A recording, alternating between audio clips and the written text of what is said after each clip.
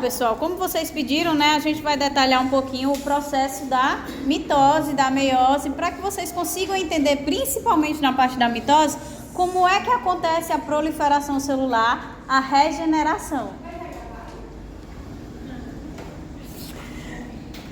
Então vamos lá, o ciclo celular ele consiste no processo sequencial e organizado de eventos que levam à duplicação do material de uma célula e à sua divisão posterior em duas células filhas, tá? Eu sei que está um pouquinho pequeno, mas é porque é um material antigo, antigamente a gente não se preocupava tanto em deixar as coisas grandes, né, para que a gente visualize melhor. Então o processo de regeneração, né, para repor as células em um tecido lesado, o processo de formação do feto, de um bebê, está envolvido justamente na replicação, na proliferação por mitose, e o processo de formação dos gametas está relacionado ao processo da meiose. Então, um organismo complexo, ele é gerado a partir de uma única célula, que é o zigoto. As divisões celulares são também as responsáveis pela regeneração de diversos órgãos, pela reposição de células danificadas também. Então, através dela, os organismos unicelulares conseguem construir as colônias. Esse processo aqui, ele não está só relacionado às células eucarióticas, as bactérias também vão se proliferar pela mitose, obviamente, não com todos os aspectos envolvidos do ciclo celular eucariótico que eu vou apresentar, mas também é o processo de proliferação, de multiplicação, que vai fazer com que elas consigam construir as colônias. Então, como vocês veem aqui, ó, uma célula na mitose se divide e forma duas. Uma gera duas, entendeu? É o processo. Piadinha. Aí é a prova. É a prova. Como acontece? É. A função do ciclo celular é transmitir a informação genética à próxima geração de células. Em resumo, para gerar duas células filhas, uma célula mãe deve duplicar o seu material genético e o conteúdo intracelular também e distribuí-los igualmente para cada célula filha. Isso acontece dentro do ciclo celular, mas a mitose ela vai ser parte de vai ser uma parte pequena do ciclo celular.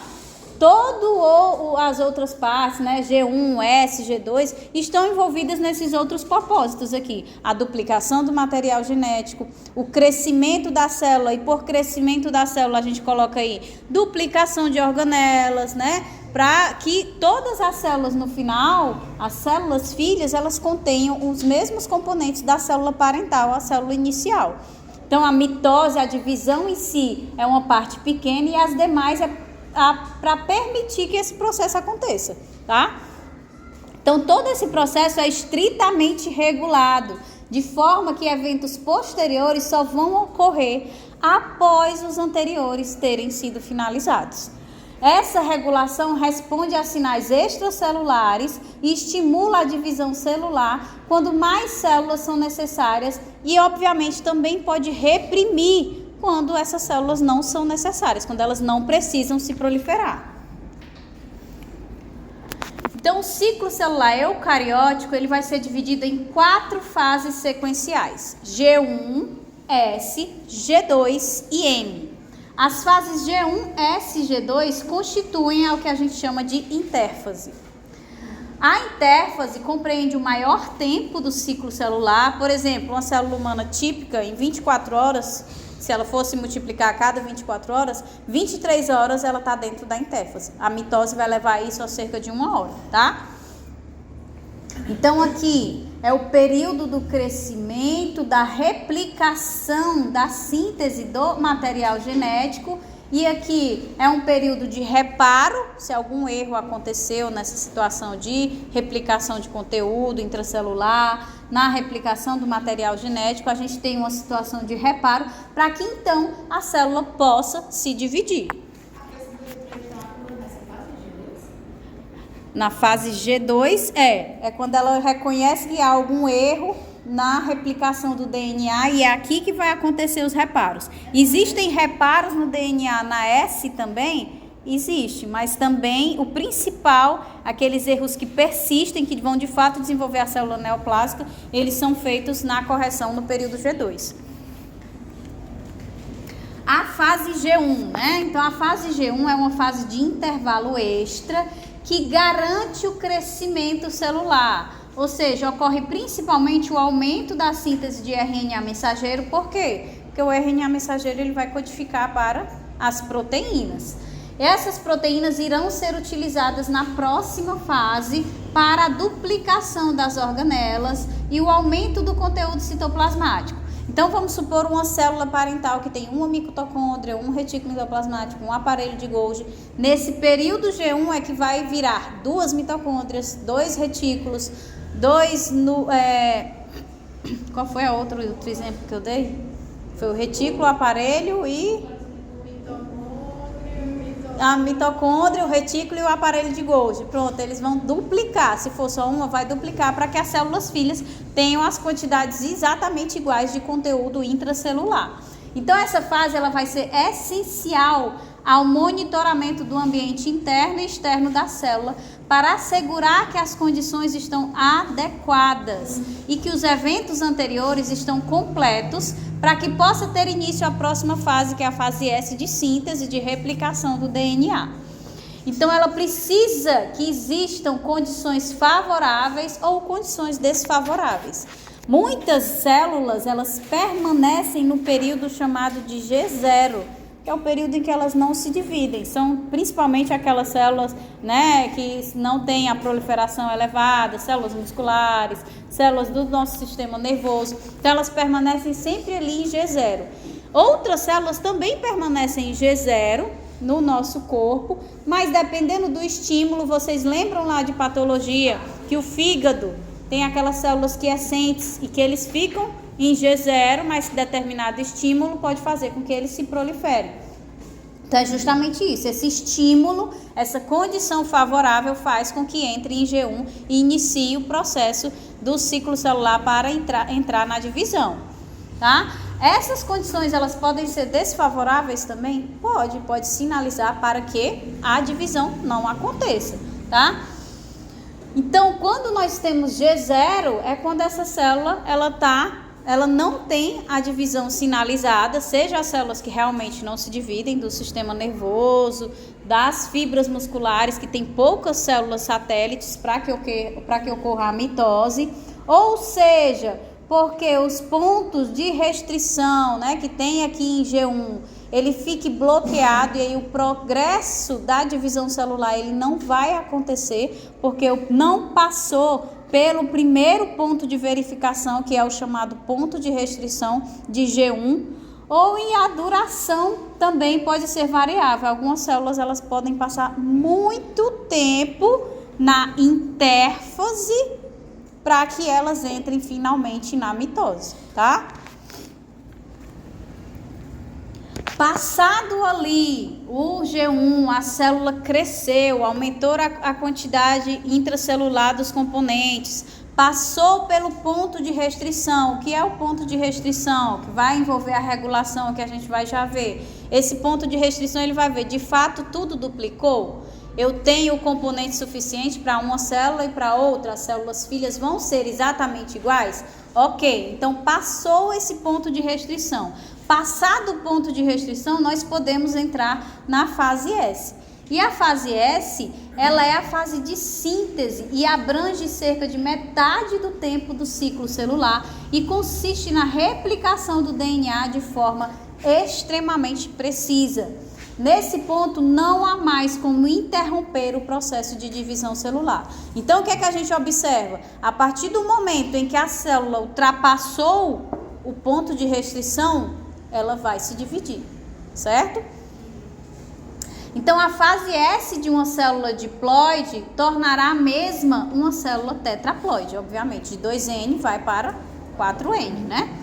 Também durante essa fase há a formação dos procentríolos junto aos centríolos originais e a síntese das proteínas histonas que ajudam no empacotamento da cromatina. Não sei se vocês recordam da estrutura do DNA, mas para que ele fique todo condensado, ele precisa das proteínas histonas para formar os nucleossomos e ir se torcendo até formar a cromatina supercondensada, tá? Então, por isso nós precisamos nesse período também sintetizar essas proteínas histonas.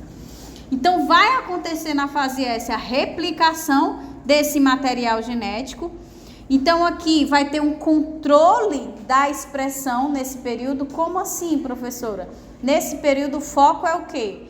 Expressar os genes que vão codificar proteínas do quê? Da divisão celular, da duplicação do material genético e não voltar o metabolismo da célula para expressar genes que não são necessários no momento.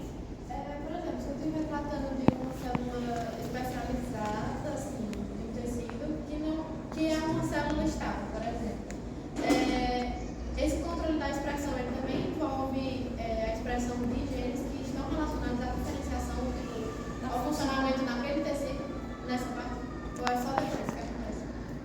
Repete de novo, que eu não foi longo, aí eu me perdi no meio do caminho. Diz aí. É porque assim, o tecido quando se diferencia, ele precisa ter uma mesma função ali, né? Isso, sim. Aí, tipo, durante esse controle de expressão, também controla a expressão de genes que estão relacionados à função da célula do tecido. A função da célula, como eu falei ontem, né? Não sei se vocês se lembram, ela está relacionada principalmente à área promotora. Essa área promotora, quando a gente tem a replicação desse DNA, essa célula ela não tem uma função específica, ela vai ter regiões promotoras que são ativadas especificamente. Ou seja, nós temos um processo de silenciamento no DNA que é chamado de metilação. Então, várias células elas têm uma metilação, né? Ou seja, a epigenética diferente. Então, a célula que tem uma célula do fígado tem certas regiões não metiladas, porque é onde ela vai expressar os seus genes. Quando houver essa replicação do material genético, essas mesmas regiões serão não metiladas. Para quê? Para que ela tenha promotor dos genes específicos da sua funcionalidade livres para serem ativados, tá? Nesse processo de replicação do material genético, nós temos inúmeros sistemas de reparos, né? Então, nós temos a atuação da P53, mas principalmente os sistemas de reparo que atuam na fase S é o próprio sistema de reparo da DNA polimerase, tá? Então, é a endonuclease que vai lá com a atividade de edição e volta atrás, vê se fez algum erro e troca os nucleotídeos que ela possa ter errado. Então, os sistemas de edição das próprias proteínas da replicação é que são os principais responsáveis pelo reparo de qualquer erro que aconteça na duplicação desse DNA. Então, só a título, né, de vocês terem contato com esse processo, a replicação do DNA, ela que acontece na fase S, ela é chamada de semiconservativa. Por quê? Porque as duas fitas originais do DNA, elas vão se separar e vai ser feita a cópia de cada uma dessas fitas separadas, originando duas moléculas filhas, ou seja, na replicação, cada nova molécula de DNA é a cópia perfeita de uma pré-existente. Tá? Essa replicação é realizada por uma sofisticada maquinaria proteica e essa maquinaria inicia a replicação nas origens de replicação, espalhada por vários locais dos cromossomos, porém cada origem só é lida uma vez. Então vamos supor que vamos colocar aqui o nosso DNA circular. Então eu tenho uma origem aqui, uma origem aqui, uma origem aqui, uma origem aqui. E aí as DNAs polimerases se ligam a cada uma das 4 origens, vão fazendo o processo de replicação. Quando encontra a origem final, só faz fundir as fitas que estão se replicando, certo? E é assim que a gente consegue a replicação. Então eu tenho aqui o DNA original, essas fitas se separam, que são as azuis, começa a acontecer o processo de replicação, que são essas fitas vermelhas, que vão ser a cópia idêntica dessa base que foi utilizada. Mas vocês percebem o quê? Que o material genético que foi gerado para as próximas duas células filhas, ela só contém metade do material genético parental. Por isso é chamado de semiconservativo. tá? Mas isso é a hipótese semi-conservativa, porque de fato é assim que acontece, que tem que ter um molde para servir para essa replicação. As fitas desse DNA se separam através da ação da DNA helicase. Então, quando a gente viu ali que genes é que vão ser expressos na fase G1, que precisam um processo de expressão específica, genes que vão codificar para a DNA helicase, para a DNA polimerase, certo? Que obviamente pelo tamanho do nosso DNA não são 4 origens de replicação, são várias. Então a gente precisa de várias proteínas atuando nesse processo, que vão ser estabilizadas pelas DNA topoisomerases, né? Então a gente tem que o nosso DNA é uma hélice. Então, para que ele se desenrole e a gente possa manter a estrutura dele nessa tensão que é gerada nesse desenrolamento, a gente precisa da topoisomerase para manter a estabilidade. Dessa forma, a DNA polimerase pode vir alongar e replicar as sequências das fitas de DNA abertas de forma semidescontínua, através de 2 forquilhas de replicação. Uma replicação vai se dar de forma contínua, tá? E a outra replicação da outra fita vai se dar de forma descontínua. Por quê? Porque a gente sabe que a replicação ela sempre vai acontecer no sentido 5 linha, 3 linha. Então, como é uma fita dupla, uma está no sentido 5 linha, 3 linha e a outra está no sentido 3 linha, 5 linha. Mas a replicação só pode acontecer no sentido 5 linha, 3 linha. Então, ele vai ter que vir pegando pedacinhos por pedacinhos, que são os chamados fragmentos de Okazaki, para juntar, para montar essa estrutura, essa nova fita de DNA, tá? Enquanto a outra é sintetizada continuamente pela ação deslizamento da DNA polimerase. Se algum erro de pareamento for identificado, essa maquinaria de replicação é capaz de corrigi-lo através do seu sistema de edição. Dentro da própria DNA polimerase tem a ação de edição, certo? Que é uma atividade justamente por isso. Ela colocou o nucleotídeo errado, ela tem a capacidade de voltar, reconhecer que colocou errado e fazer a troca, tá?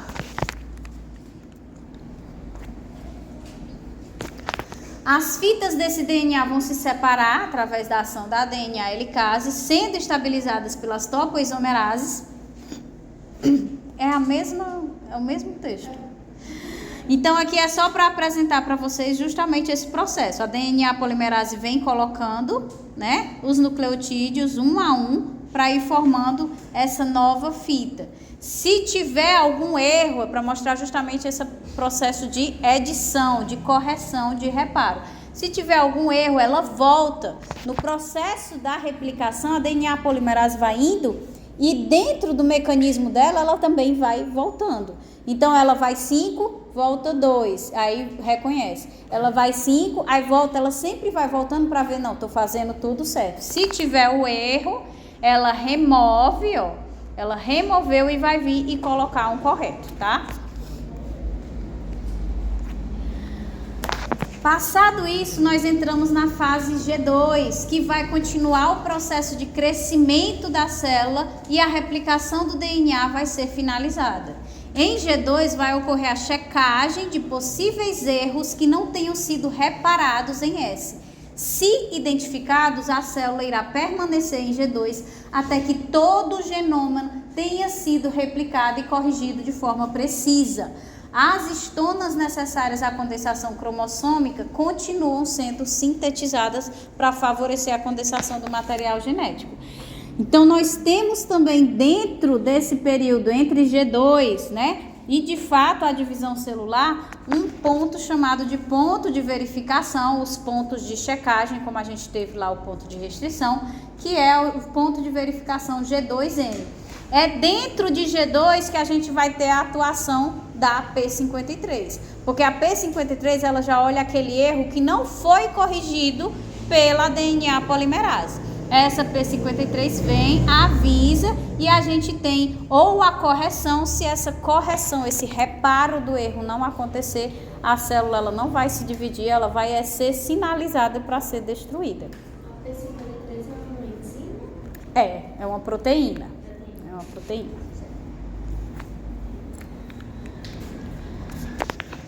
Passada a fase G2, os erros, tudo foi reparado, as proteínas que são necessárias para que a divisão celular aconteça finalmente finalizaram a sua síntese, nós podemos então finalmente entrar na fase da divisão celular. Então na fase M a gente vai ter dois eventos, a divisão nuclear ou a mitose, em que os cromossomos que foram copiados, replicados, vão ser distribuídos em dois núcleos filhos. E também temos a divisão citoplasmática ou a citocinese, em que a célula se divide em duas, de forma que aquele material que foi duplicado em G1 fique igualmente dividido nas duas células filhas. Então aqui é o processo básico da mitose, né? A gente tem a intérfase acontecendo, replicação de organelas, de conteúdo intracelular, síntese de proteínas necessárias à fase de replicação. Depois entramos na fase de replicação do DNA, temos a edição de erros, entramos então na fase G2, também finaliza a síntese de replicação do DNA, temos mais reparos se houver erros, e então finalmente a gente entra na fase da mitose, que vai ser dividida em subfases. Por exemplo, prófase, prometáfase, metáfase, anáfase e telófase, para finalizar com a citocinese, que é de fato a divisão em duas células filhas iguais. Então vamos lá. Então vamos ver, antes da gente entrar na regulação, as 5 etapas da mitose. Então essas 5 etapas, a primeira é a prófase, em que as moléculas de DNA vão ser condensadas e compactadas, formando as cromátides irmãs, que permanecem unidas por enzimas chamadas de coenzinas. Essas coenzinas são anéis proteicos que circundam as cromátides irmãs, mantendo os homólogos unidos, contribuindo para a segregação correta das cromátides no fuso. Então por que na hora que acontece a divisão celular, vai um cromossomo de cada tipo, né? Do 1, do 2, do 3 até o 23, vai um cromossomo de cada tipo para cada extremidade, gerando a célula corretamente. Porque a gente tem, no momento em que a replicação está acontecendo, terminou de acontecer a replicação daquele cromossomo, eles já são aqui abarrotados por essa proteína coenzina, que mantém eles pregados. Então eles não ficam difusos, não ficam soltos. Não tem como o terceiro cromossomo ir lá para perto do primeiro e acontecer uma migração errada. Eles ficam juntos através desse anel proteico da coenzina, certo? É isso que favorece a migração correta lá na frente. Temos ainda a prometáfase, em que o envelope nuclear ele degenera e as cromátides irmãs ficam ligadas ao fuso mitótico. Então a gente inicia de fato a degradação do envelope nuclear e esse material genético ele vai ficar livre ali. Como todos os cromossomos, os 23, estão conectados pelos anéis proteicos das coenzinas, eles vão juntos ficar no centro da célula, né, ligados ao fuso mitótico gerado pelas fibras dos centríolos. Quando a gente chega na metáfase, essas cromátides irmãs alinham-se definitivamente no centro do fuso mitótico em lados opostos. Então ficam os pares dos cromossomos duplicados lado a lado, cada um interagindo com o fuso da extremidade oposta da célula. Tá? Na anáfase a gente vai ter a separação dessas cromátides irmãs graças à degradação das proteínas coenzinas, né? Então ocorre a migração das cromátides irmãs para os polos opostos do fuso. Então esses cromossomos que estão ligados pelas coenzinas, eles estão interagindo com o fuso, mas eles só vão ser puxados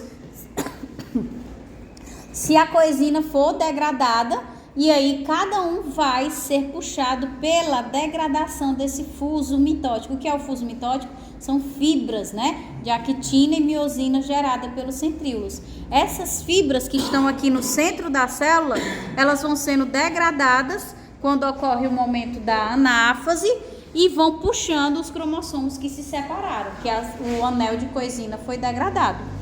Por fim, nós vamos ter o quê? A telófase, que vai ser, o fuso vai ser desmontado, os cromossomos que foram segregados vão ser envoltos pela membrana nuclear e a gente tem a volta daquela caracterização da carioteca.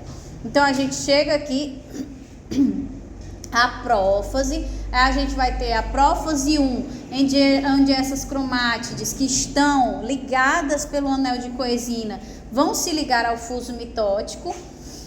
Aí na metáfase elas vão ficar em lados opostos do fuso, vão vir para o processo da anáfase, em que de fato elas vão se separar. Por quê?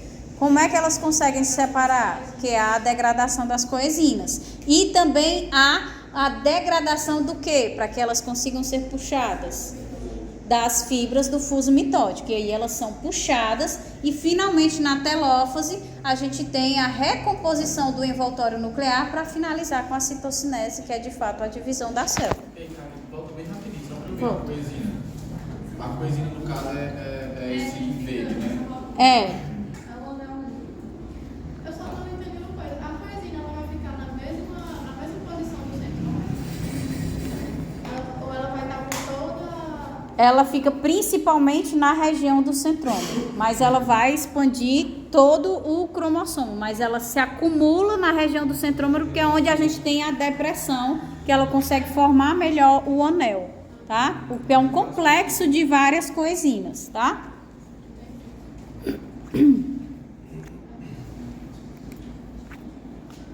Mas o fuso ele se liga à coesina ou aos centrômeros? O fuso ele se liga aos centrômeros. Então, a regulação do ciclo celular é que vai acionar os eventos do ciclo celular de forma sequencial.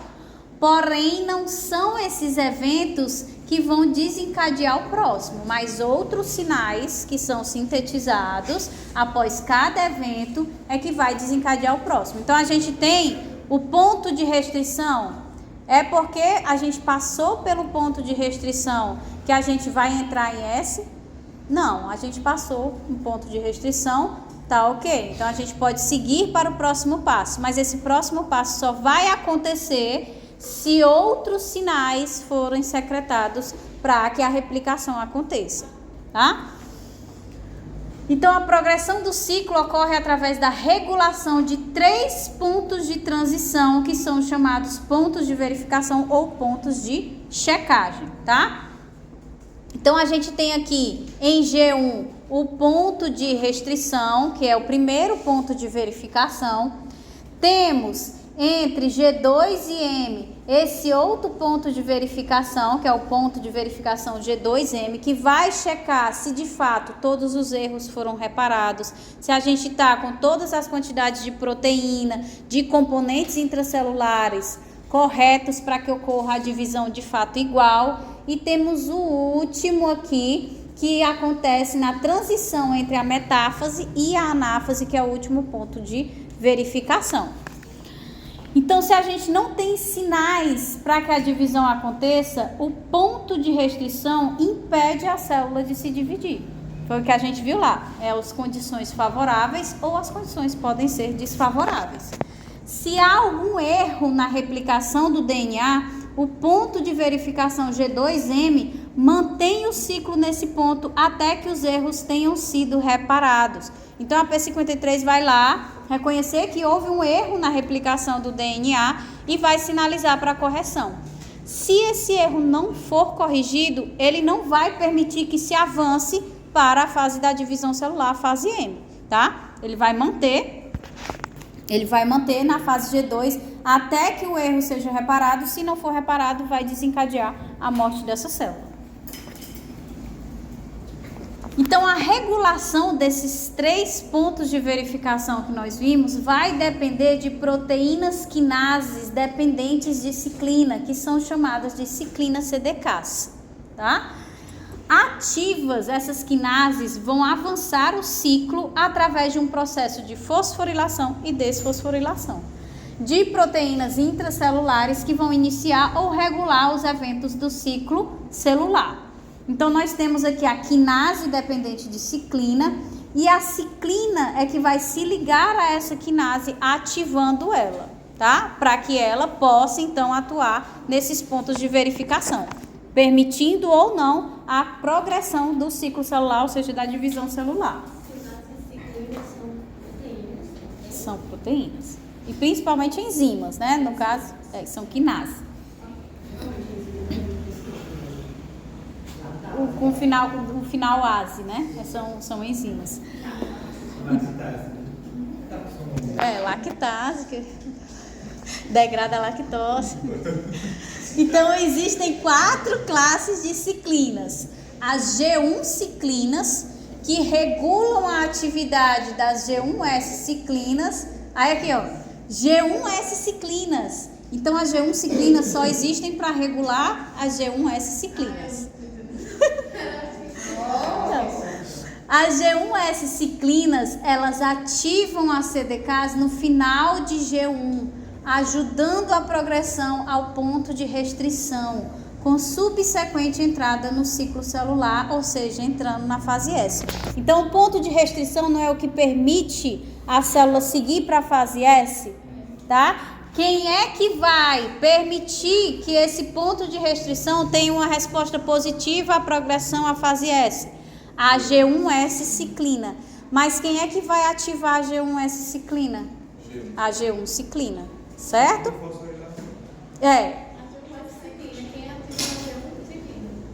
A G1 ciclina ativa a G1S ciclina.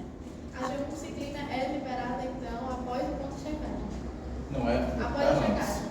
A G1 ciclina ativa a G1S ciclina e ela vai atuar no ponto de restrição, sinalizando para que tá tudo ok, continue. Certo? E de onde vem essa G1 ciclina? Hã? E de onde vem a G1 ciclina? É da secreção da célula. A célula entra no processo de divisão, ela começa a secretar as proteínas pela expressão gênica mesmo dessas proteínas. Não tem a fase da expressão de genes específicos? Essas ciclinas estão nesse processo. Temos as S-ciclinas. As S-ciclinas vão ativar as CDKs após o ponto de restrição e estimular a replicação do material genético, permanecendo elevadas até a mitose, ou seja, essas S-ciclinas, elas vão favorecer a replicação do DNA e também estão envolvidas no quê? No ponto de verificação G2M. Ela tem início na fase S, porque o processo de replicação, ou seja, a sua concentração começa a subir na fase S, porque o processo de replicação depende dela, e ela permanece elevada aqui, ó, pelo próprio gráficozinho fica melhor para ver. Ela permanece elevada até aqui, né, até entrar de fato na mitose, tá? Porque é ela que vai sinalizar no ponto de verificação G2M que pode prosseguir, tá?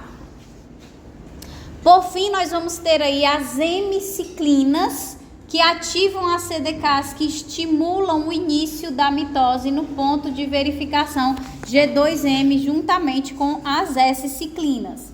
Então, a gente tem aqui, ó, G1S ciclina, atuando no ponto de restrição, permitindo a progressão para S. Temos o início da subida da S-ciclina no período S, tá? E essa S-ciclina vai permanecer elevada até o ponto de verificação G2M, que ela sinaliza para que a mitose aconteça. Ao mesmo tempo, quem é que está sinalizando juntamente com ela para que a mitose aconteça? A hemiciclina no mesmo ponto de verificação. Para a mitose acontecer, então, tem que ser sinalização da S. Das duas proteínas no ponto de verificação G2M. É a principal. Eu nunca tinha visto isso. Que conversa é essa? Você viu claramente em embriologia. Ensino médio. Ainda teve ensino médio. Falaram que eu sabia que era uma cerveja, né? Além dessas ciclinas, nós temos uma proteína muito importante também no processo do ciclo celular, na divisão celular, que é o complexo APC-C. Esse complexo promotor da anáfise, o APCC, ou também chamado de ciclossomo, catalisa a ubiquitinação e a destruição de algumas proteínas. A gente sabe que quando uma proteína é marcada com a ubiquitina, sinaliza para o proteassomo degradar ela.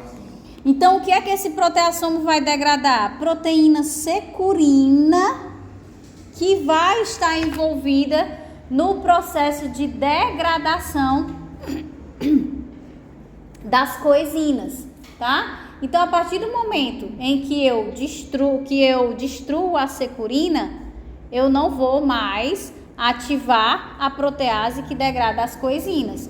E forma os... Meu Deus do céu, deixa eu ler direito. Quando destruída, ela ativa uma protease, pronto. Quando ela não existe mais, ela vai ativar a protease que degrada as coenzinas que estão mantendo lá as cromátides unidas, que formavam os anéis em volta das cromátides irmãs, permitindo que agora elas sejam separadas e puxadas pelo fuso mitótico. Então, esse complexo aqui é que vai catalisar a ubiquitinação e a degradação dessa securina. Essa securina, quando ela for destruída, é que ela vai favorecer a presença da protease que degrada a coenzina. É. Pega no verde. Na minha época era assim, quando falava junto. A CDKs e a M, elas não podem mais atuar ativando as suas proteínas-alvo enquanto fosfatases desfosforilam esses alvos. Então, ela vai degradar a CDKs SM, por isso que a gente viu no gráfico uma queda dessas proteínas. E aí elas não vão mais poder, se elas não estão mais lá presentes, elas não vão mais poder atuar ativando suas proteínas de replicação, de todo o processo da intérfase, porque ele tem que entrar agora onde? Na divisão, não é mais se manter na intérfase. Então, enquanto isso, fosfatases vão desfosforilando esses alvos, que é justamente o processo de inativação, e é um processo necessário para que se procedam as etapas finais da mitose, a anáfase, telófase e a citocinese. Então, para que ocorra a separação, para que ocorra a formação do envoltório nuclear nas células filhas e a divisão de fato, a gente precisa que essas ciclinas desapareçam. E elas vão desaparecer por ação de fosfatases desencadeadas pela presença do APC, tá? Então, se vamos para falha. Pode falar, meu pai. Eu ia dizer, se tivesse uma falha nesse complexo promotor, ele teria uma proliferação exagerada. Poderia ter. A degeneração da... Qualquer desregulação no ciclo celular, não só o complexo do APC, ele é o principal porque ele de fato está atuando diretamente na mitose, né? Mas qualquer erro no ciclo celular, nos pontos de checagem, pode desencadear as células neoplásicas. Vamos recapitular um pouquinho devagar. Vamos lá de novo. Então, nós temos, além das ciclinas, anteriormente nós vimos o quê? Que nós temos ciclinas atuando no ciclo celular. Nós temos a G1S ciclina, que permite que o ponto de restrição prossiga as demais fases. Temos a S-ciclina e a M-ciclina, que permite que saia de G2 e entre na mitose, certo? E aí, quando a gente chega dentro da mitose, lá nas fases finais da metáfase e da anáfase, que é quando fica no centro e tem que se separar, se essas cromátides estão presas pelas coenzinas, que são enzimas produzidas aqui, né? Tanto em G1 como em G2 continua a produção dessas proteínas, tem que parar essa produção. Então, essas duas ciclinas, elas têm que ser inibidas, que eu não quero mais coenzina sendo produzida. Eu quero que ela comece a ser degradada. Então, como é que vai ser degradada? Eu preciso da sinalização de outra molécula que faça esse papel. E essa molécula é o APC. O APC chega e o que é que ele faz? Ele vai destruir a securina, que vai ativar uma protease que vai degradar as coenzinas. Então, o papel do APC vai ser justamente degradar essa securina através, né, do processo de ubiquitinação. Ele sinaliza para isso. E aí a gente finalmente vai poder partir para a anáfase, que eu preciso romper esse anel de coenzina para que as cromátides migrem. Então, ele vai lá, degrada essas coenzinas e também ele vai sinalizar para a ação de fosfatases que vão inibir a S e a M, que estão produzindo, né? Então, no ponto de verificação, disseram, pode entrar na fase da mitose. Só que eles continuam induzindo o quê? A expressão das proteínas, de coenzimas, isso precisa parar. Agora é hora da divisão celular. Então, eles também estão relacionados à inibição, à inativação das ciclinas S e M, tá?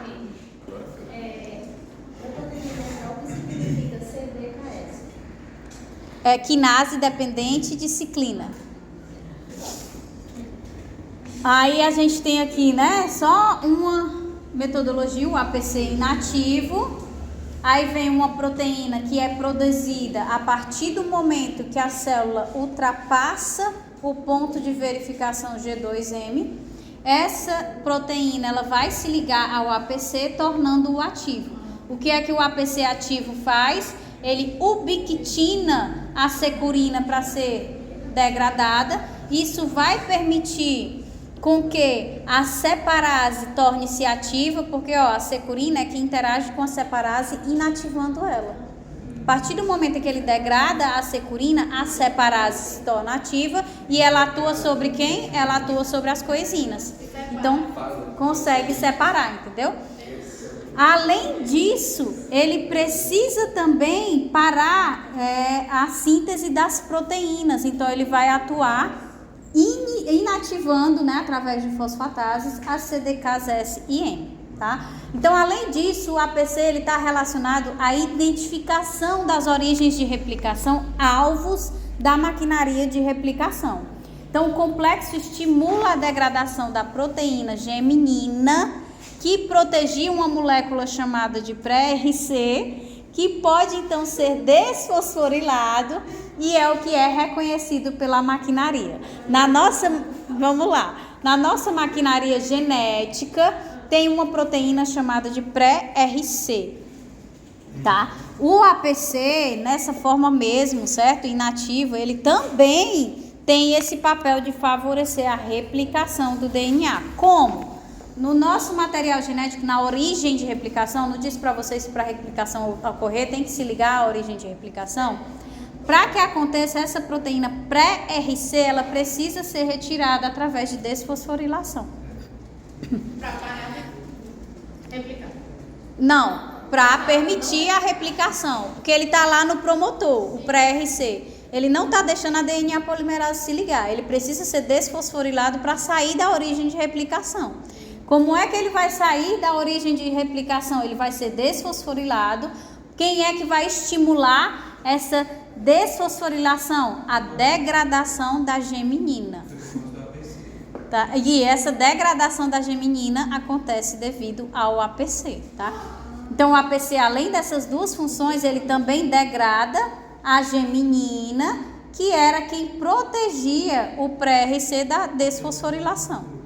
A partir do momento que a geminina foi degradada, o pré-RC está ali vulnerável e ele vai ser desfosforilado. Isso é bom, que eu faço me lembrar, né? O complexo APC destrói alguma coisa que ativa. Exatamente, é por aí. Professor, eu posso comer porque eu tô fosforilando? Não, pode comer, pode ficar à vontade. Chega a dar bastante. Então, no ponto de verificação G2M, se tiver tudo ok na conclusão da replicação, ocorre um aumento da concentração da M-ciclina, que se liga à quinase dependente de ciclina M, que é a MCDK. Porém, para tornar-se ativa, a MCDK precisa ainda do chamado ativador CDC25. E o estímulo da produção desse ativador vai ocorrer pelas SCDKs no ponto de verificação G2M. Então, por isso que tem que ter a concentração das duas, tá entendendo? Que a M-ciclina, ela vai ativar a ciclina dependente de M, só que ela precisa, justamente a MCDK, precisa ainda desse CDC25. Quem é que vai gerar a produção do CDC25? A ciclina dependente de S. Então, a ciclina S vai lá e ativa a ciclina dependente de S, tá? No ponto de verificação G2M. E vai ser justamente as ciclinas dependentes de M que ativas vão levar a célula à entrada da mitose, tá? Eu devia ter mostrado esse aqui antes de mostrar o do APC, né? Que é justamente o processo anterior. Então, a gente tem a concentração elevada no ponto de verificação G2M da S-ciclina e da M-ciclina, porque eu preciso da ativação da ciclina dependente de S e da ciclina dependente de M. Principalmente a quinase dependente de M, que precisa tanto da M-ciclina se ligando a ela, como desse fator aqui CDC25, que só é gerado pela quinase dependente de S. É muito complexo, né? A M-ciclina é uma proteína. É. Aí ela se liga a outra proteína que é dependente da ciclina. Exatamente. Exatamente. É. Mas assim, essa parte, a M-ciclina e a S-ciclina eu entendi. Agora, o G1-CDK, G1-CDK Aqui é... embaixo. Tipo, eu me perdi nessa parte aí, agora eu entendi. Sim, porque aqui são as dependentes de ciclina, da mesma forma para ativar o ponto de verificação. Porque o que eu mencionei para vocês foram as ciclinas. A G1-ciclina e a G1S-ciclina. Onde é que elas vão atuar? Na quinase dependente de G1-ciclina e vão atuar na quinase dependente de G1S-ciclina. É, porque a G1 vai ativar quem? A G1-ciclina ativa G1S-ciclina, só que ela Exatamente. a G1-CDK. Então, o que é que acontece? A quinase dependente de ciclina G1 se liga a G1-ciclina. Quando ela se liga a G1-ciclina, ela se torna ativa e favorece o aparecimento, a secreção da G1S-ciclina, que é necessária a quinase dependente da G1S-ciclina, tá? Compreendido? Oxe, tá dando zoom por quê? Peraí.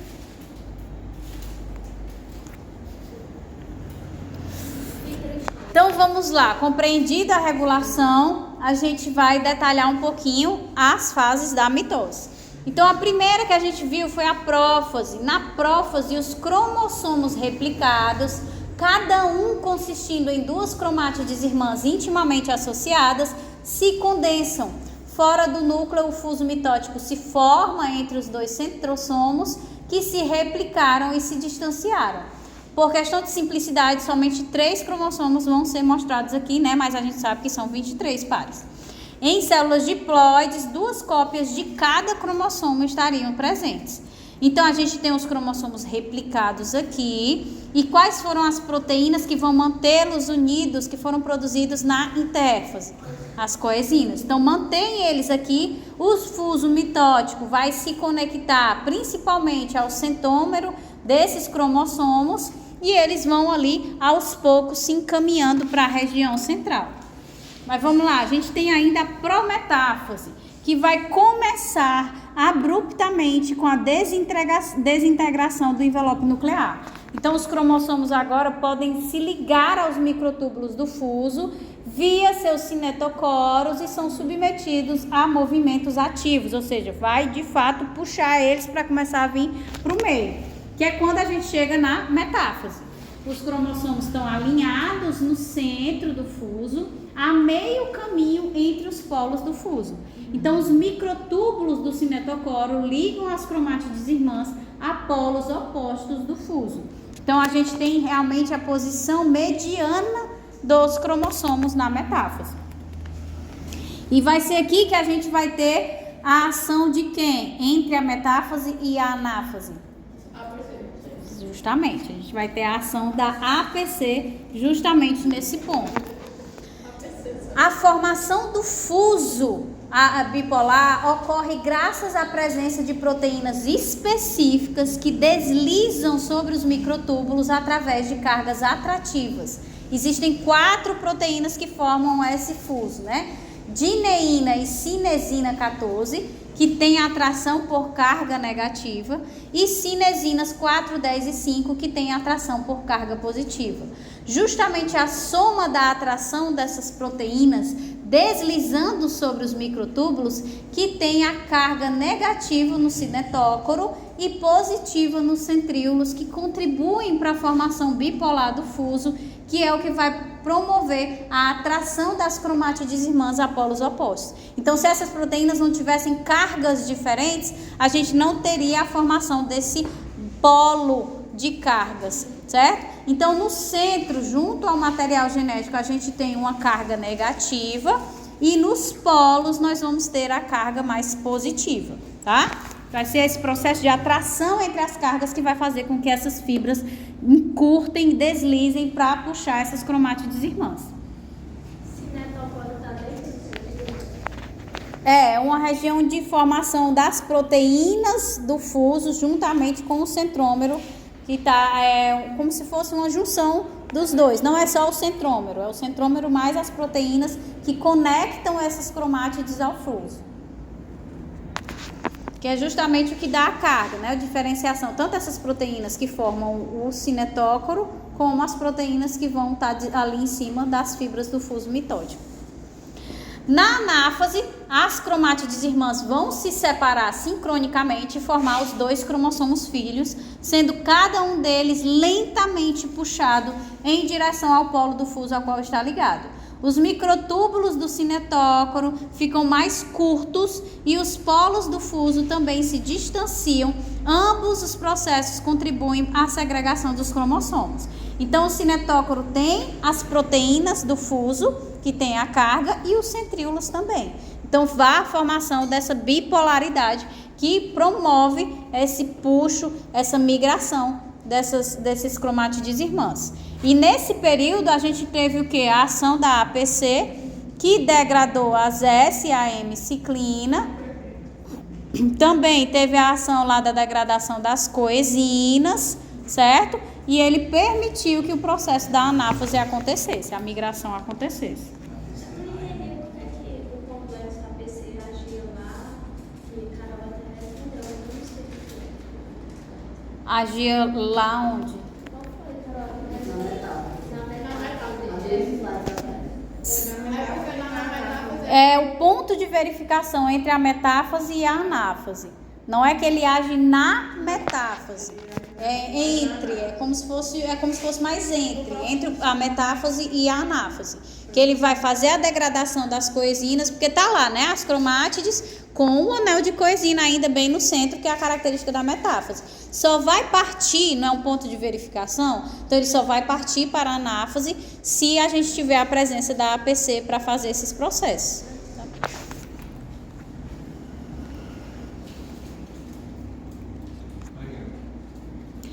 Então, depois a gente tem justamente a ação da APC, né, para que ocorra a degradação das coenzinas e eles se separem. Aí a gente tem também, nesse momento, o início da formação do suco de clivagem, que é o que a gente chama de anel contrátil. Então, quando a gente tem a migração na anáfase das cromátides irmãs para os polos, inicia aqui abaixo da membrana a formação dessas fibras de actina e miosina, formando um anel contrátil que vai estar relacionado ao processo da citocinese, a divisão em duas células, tá?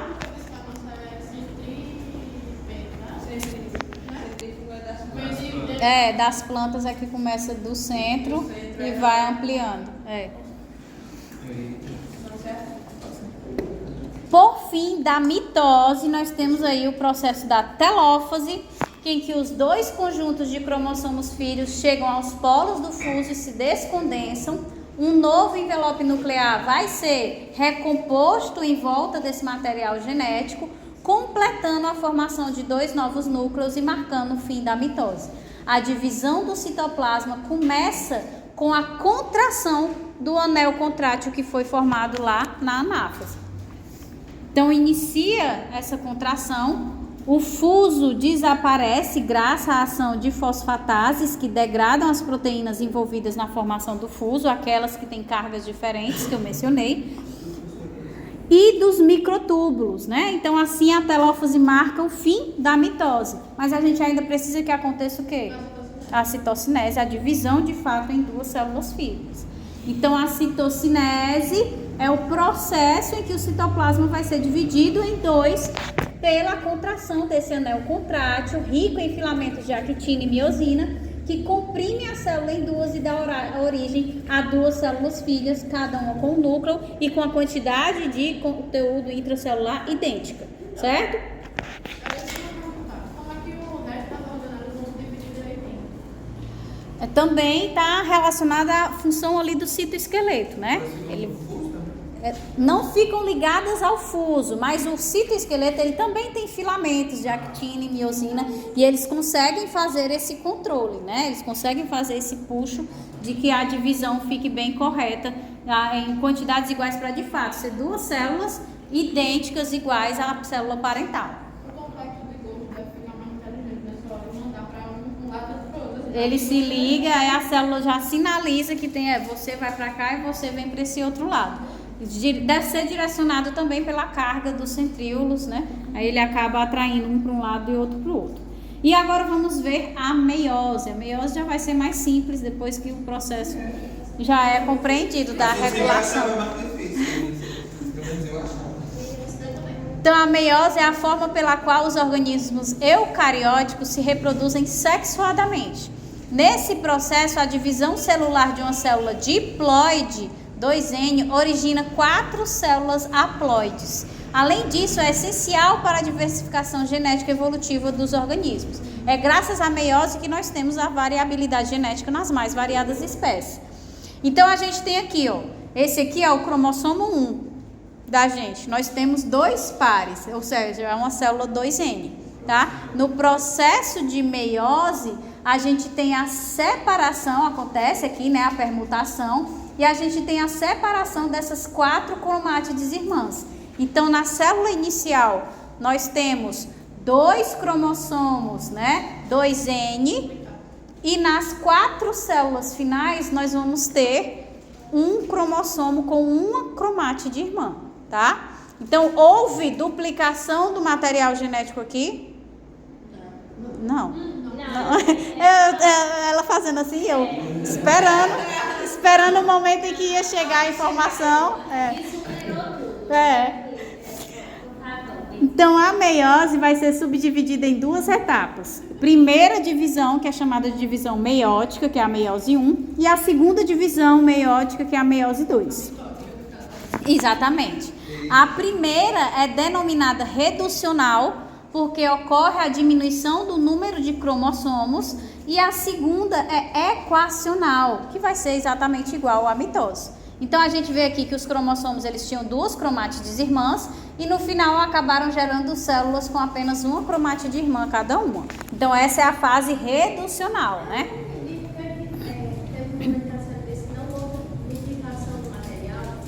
É na fase reducional, né? A gente vai ter a replicação quando for a fase da meiose 2, que é a mesma coisa que a mitose. Então, na meiose 1, que é a fase reducional, nós temos ainda a divisão dentro da primeira fase. E como é que a gente tem essa divisão? Primeiro nós temos o leptóteno, depois o zigóteno, depois o paquíteno, diplóteno, para finalizar com a diacinese.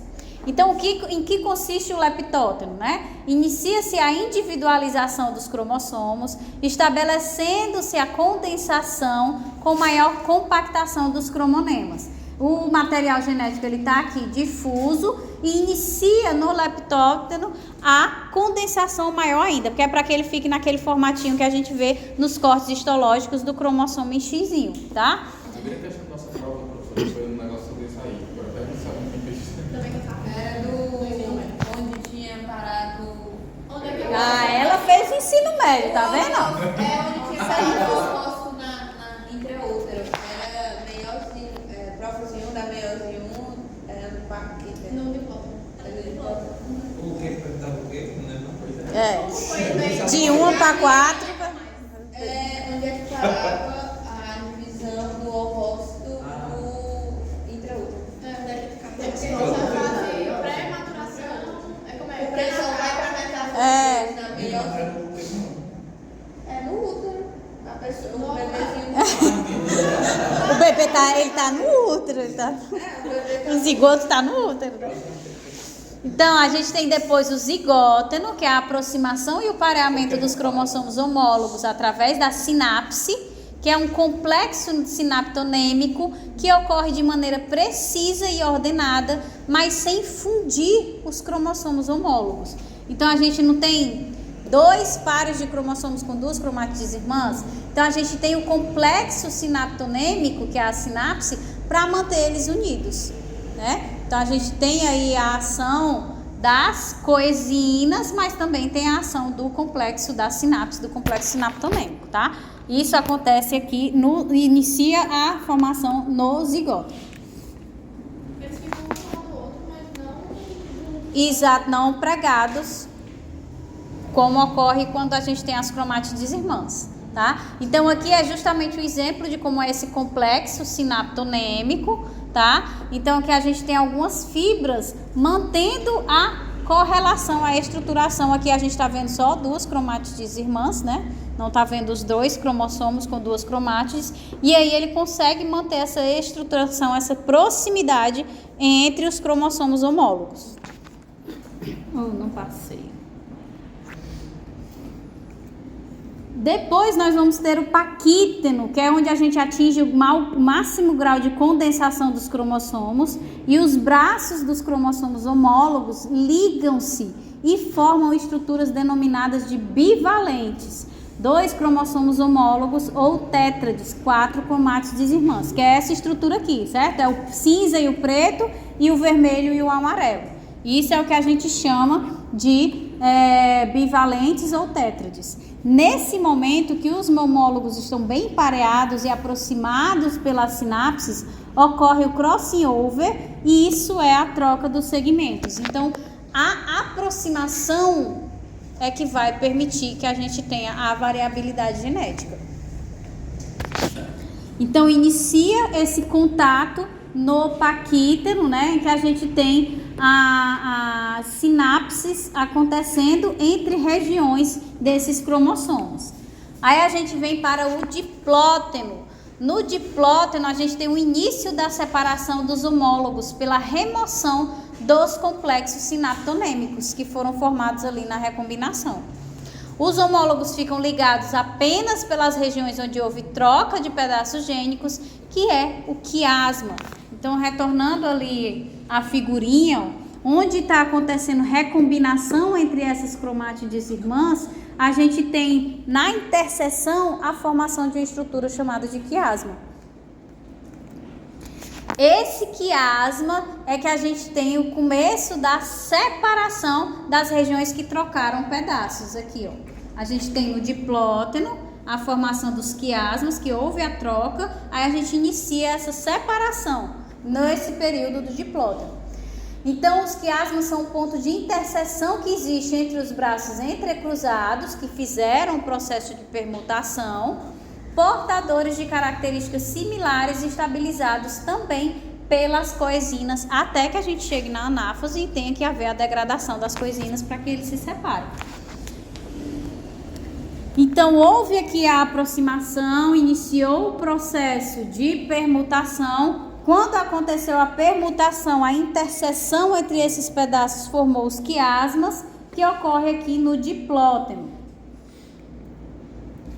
Na diacinese, que é essa última fase inicial, a gente vai ter a finalização da prófase 1 com a separação dos homólogos, já com os segmentos trocados, ou seja, os quiasmas vão ser empurrados até a extremidade dos cromossomos, mas eles não se rompem para favorecer a migração correta dos homólogos. Então, quando chega aqui na diacinese, a permuta finalmente terminou, e os quiasmas, eles vão migrando até o finalzinho dos cromossomos, mas eles não se desfazem completamente, para também contribuir para essa migração correta, essa migração certa. É justamente nessa fase, na diacinese, que a gente tem o problema da ocorrência da síndrome de Down. Que quando a gente vai ter a separação completa, né, dos quiasmas, ou a não separação, depende do mecanismo da síndrome de Down, em que vai para um lado os 2 cromossomos e para o outro não vai nenhum. ou que a gente tem a adição de um cromossomo em um lado e no outro não. Então ter aqueles 2 cromossomos 21 lá na presença. Por quê? Porque não se desfez os quiasmas. Eu estou procurando onde é que tem essa separação dos homólogos na figura. Para mim, eles continuam pegados. Você só vai separar. Só vai separar na anáfase. A gente ainda está na prófase. Essas são as fases da prófase, que é onde acontece a permutação. Aí aqui eles não se separam. O quiasma está migrando para a extremidade, mas ele ainda não vai se romper para que essa migração ela aconteça de forma correta. Porque a minha finalização da prófase com separação dos homólogos na aviação. Separação dos homólogos, que ele quer dizer, é separação das regiões que estão fazendo a troca. Por isso ocorre o início da migração dos quiasmas, mas não a separação completa dos cromossomos, entendeu? É a separação dos homólogos, ou seja, esse par amarelo se separa do vermelho pela distanciação dos quiasmas, mas as cromátides permanecem ligadas. Oxe, eu não passei de novo, não. Oh, meu Deus. Eu não passei 3 slides. Passando isso, a gente entra na metáfase, em que o envoltório nuclear vai desaparecer completamente, obviamente temporariamente, e vai ocorrer a metáfase 1, em que os cromossomos ficam agrupados na região equatorial da célula, associados às fibras do fuso. A mesma coisa, né? Região mediana ligada às fibras. Depois nós vamos ter a anáfase 1, em que a gente vai ter um encurtamento das fibras do fuso, deslocando os cromossomos homólogos para polos opostos da célula. Nessa fase não vai ter separação do centrômero, né? Então, um cromossomo vai para o lado e o outro para o outro, com as 2 cromátides irmãs. Por quê? Porque a coenzina, ela não é degradada. O que é que mantém os 2 cromossomos homólogos unidos na meiose? A sinapse. A sinapse mantém os cromossomos homólogos unidos. A coenzina mantém as cromátides do cromossomo unidas, certo? Não entendi. Por favor, repete. Tá. A gente não tem 2 cromossomos juntos? Vamos fingir que esses aqui eles estão juntos. Por que eles permanecem juntos? Principalmente pela presença da sinapse. A sinapse é que mantém aquela fibra que eu mostrei, né?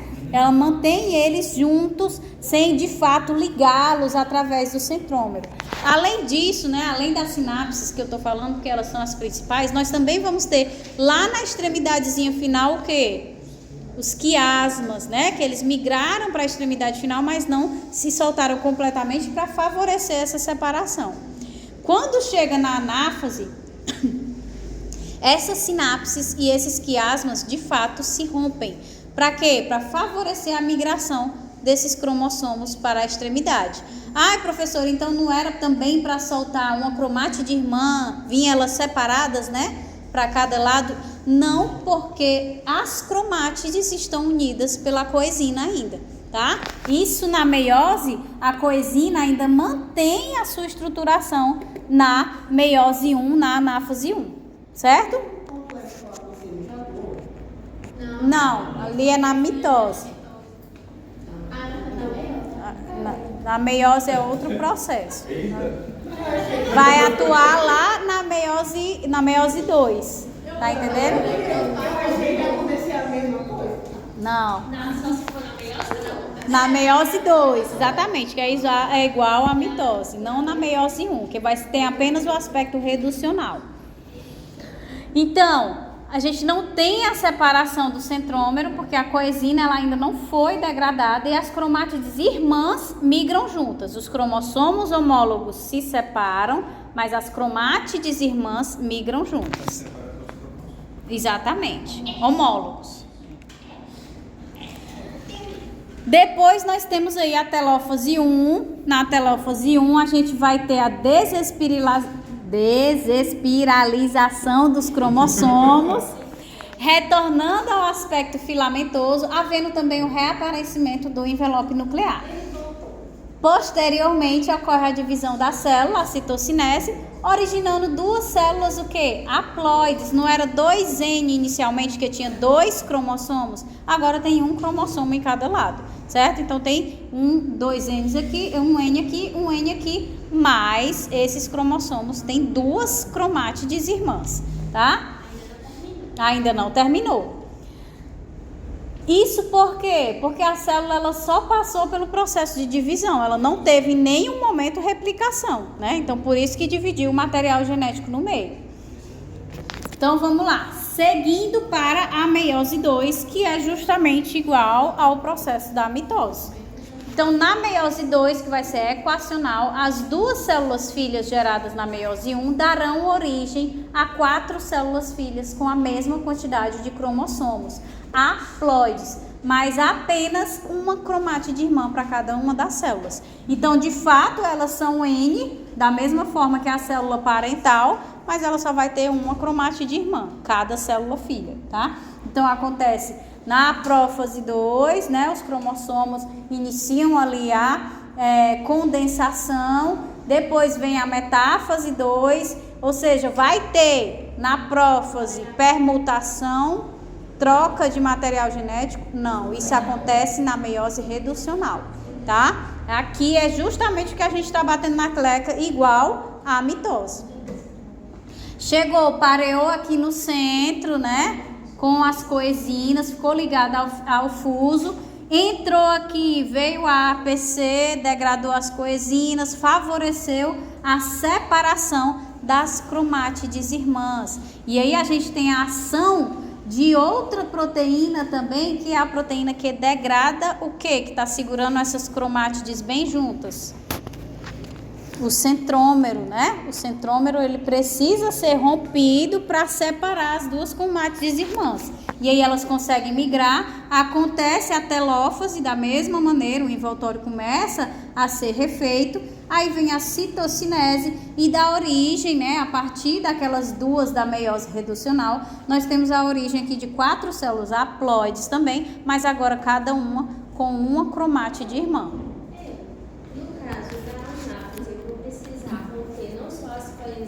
Isso, o centrômero, exatamente.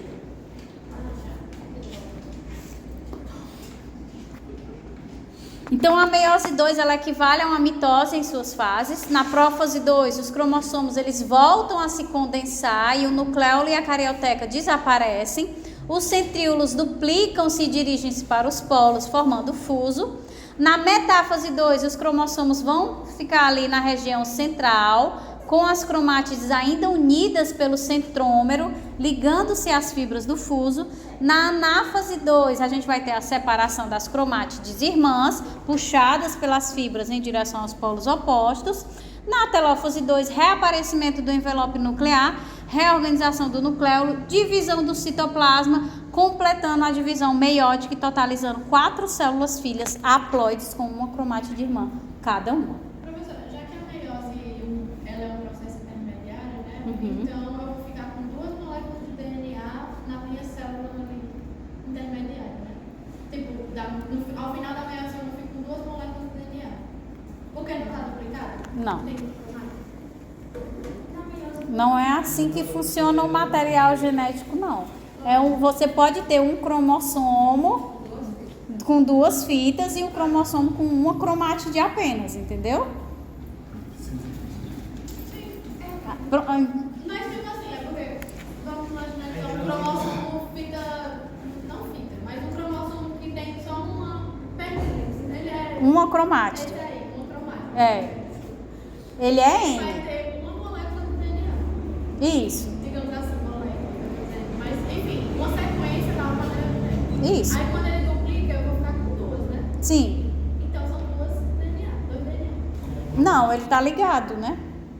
Ele duplica, ele forma a fita conservada, semi-conservativa dele. Ele tá ligado, continua sendo uma molécula de DNA com 2 cadeias, entendeu? Por quê? Porque elas não estão separadas. Não é como se ele duplicasse e ficasse um ali e outro. Não, ele foi utilizado como base para a duplicação. Então, continua sendo uma molécula, mas agora ele tem 2. Mas na meiose não acontece a duplicação, né? Não, não. Ele só divide o material genético que ele tem. Na meiose, não tem como pôr. É. Tá bom. É só pra ter certeza de que eu sou doida, mas não tanto. Então, a qual conclusão você chega ao final dessa aula? Tão bonitinho a aula, assim, antiga, né? É. Complexo, ABC, E a gente não sabe de muita coisa que não tinha no ensino médio. O ensino médio não tinha tudo. O ensino médio não teve tudo. inclusive essa é uma pergunta de Carol também. Eu tinha essa dúvida. Gente, eu não me lembro mais nem responder outra vez. Então, o que é que a gente chega à conclusão? Que as divisões celulares, elas são extremamente reguladas e controladas, pois são de suma importância para o desenvolvimento dos organismos. A mitose, por exemplo, tem o intuito de promover o crescimento do indivíduo, reparo do tecido vivo, que é justamente a regeneração, a reposição de células mortas. E aqui a gente faz o link com a nossa aula, justamente o quê? Se eu estou ali no processo de inflamação, o macrófago M1 chegou, até mesmo o M2, secretou as citocinas, essas citocinas vão desencadear a entrada onde? Em G1, né? Da intérfase, para que inicie o processo do ciclo celular, para que se chegue à divisão. Olha, a inflamação terminou, né? Agora é hora do reparo tecidual. Aí o macrófago do perfil M1, ele secreta citocinas envolvidas na estimulação desse reparo tecidual, que é justamente a estimulação da mitose, da proliferação dessas células.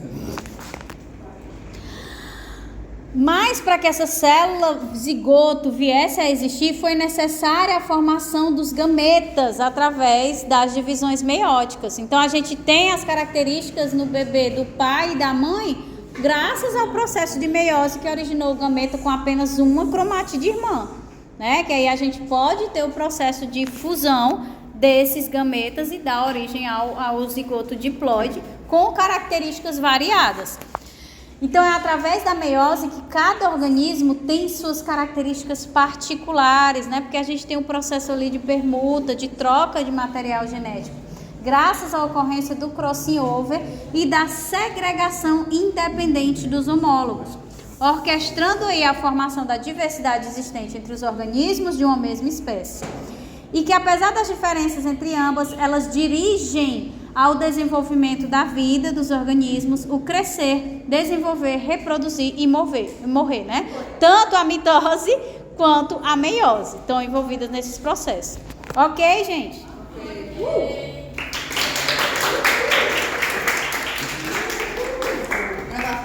Eu não dei essa aula para você. Eu aprendi mais. Aprendemos agora. Deixa eu colocar o listado.